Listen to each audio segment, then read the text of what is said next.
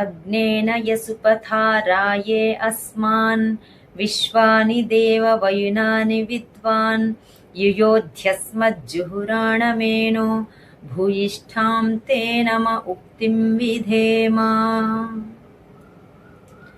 ఈ ప్రపంచంలో శక్తి ఉన్నవారు చాలామంది ఉంటారు, జ్ఞానం ఉన్నవారు కూడా చాలామంది ఉంటారు.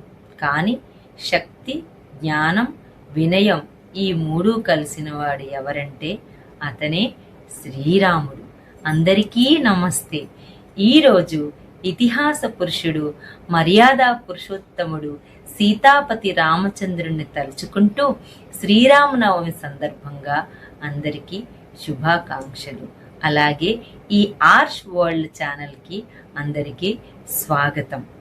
రాముడు గురించి కొన్ని సహస్రాబ్దాలుగా మనం చెప్పుకుంటూ వస్తున్నాం, వింటూ వస్తున్నాం, రామాయణం చూస్తూ పెరిగినాం.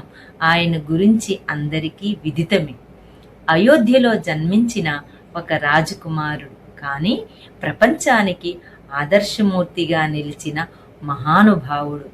ఆయన కేవలం ఒక రాజు కాదు, ఆయన ఒక ఆలోచన, ఒక విలువ, ఒక మార్గం.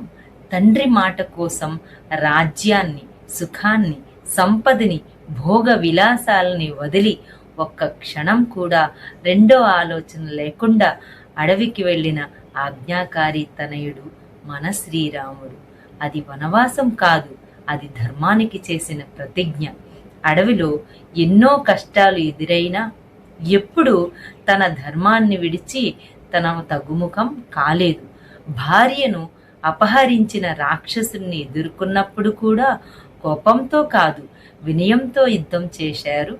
రావణుడు బలవంతుడు, జ్ఞానవంతుడు కూడా, కానీ అతనిలో వినయం లేదు. అదే అతని పతనానికి కారణం.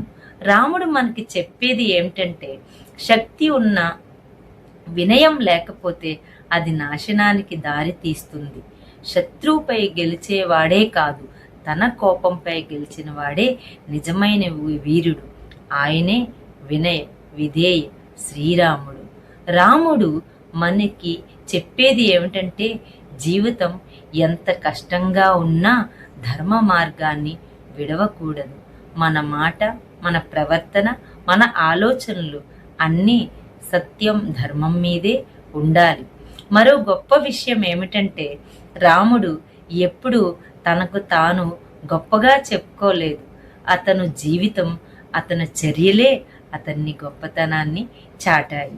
హనుమంతుడు భక్తి, లక్ష్మణుడు చేసే సేవ, భరతుడి నిస్వార్థ ప్రేమ, ఇవన్నీ రాముడు మనకి ఇచ్చే ఒక సందేశం ఇస్తుంది. రాముడు మనకి చెప్పేది ఏమిటంటే, జీవితం ఎంత కష్టంగా ఉన్నా ధర్మ మార్గాన్ని విడవకూడదు. మన మాట, మన ప్రవర్తన, మన ఆలోచనలు అన్నీ సత్యం, ధర్మం మీదే ఉండాలి. మరో గొప్ప విషయం ఏమిటంటే, రాముడు ఎప్పుడు తనకు తాను గొప్పగా చెప్పుకోలేదు. అతని జీవితం, అతని చర్యలే అతని గొప్పతనాన్ని చాటాయి. హనుమంతుడి భక్తి, లక్ష్మణుడి సేవ, భరతుడి నిస్వార్థ ప్రేమ, ఇవన్నీ రాముడు వ్యక్తిత్వానికి ప్రతిబింబాలు. ఇది మనకి ఒక సందేశం ఇస్తుంది. మన మంచితనం వల్లే మన చుట్టూ ఉన్నవారు మంచివారు అవుతారు. ఈ రోజుల్లో కూడా రాముడు ఒక కథ కాదు, ఒక జీవన విధానం. మనలో ప్రతి ఒక్కరూ ఒక మంచి నిర్ణయం తీసుకున్నట్లయితే మనలో ఉన్నటువంటి రాముడు బయటికి వచ్చినట్లే. రండి, ఈ రామనవమి సందర్భంగా మనం అందరం కూడా రాముడు నడిచే బాటలో నడిచి ఆయనకి ఒక మంచి పూజా సత్కారం చేద్దాం. సో అందరూ కూడా నన్ను ఆదరించినందుకు ధన్యవాదాలు. శ్రీరామనవమి శుభాకాంక్షలు. జై శ్రీరామ్. ఈ వీడియో కనుక మీకు నచ్చినట్లయితే షేర్ చేయండి, లైక్ చేయండి, ఆర్ సబ్స్క్రైబ్ చేసుకోండి. నమస్తే.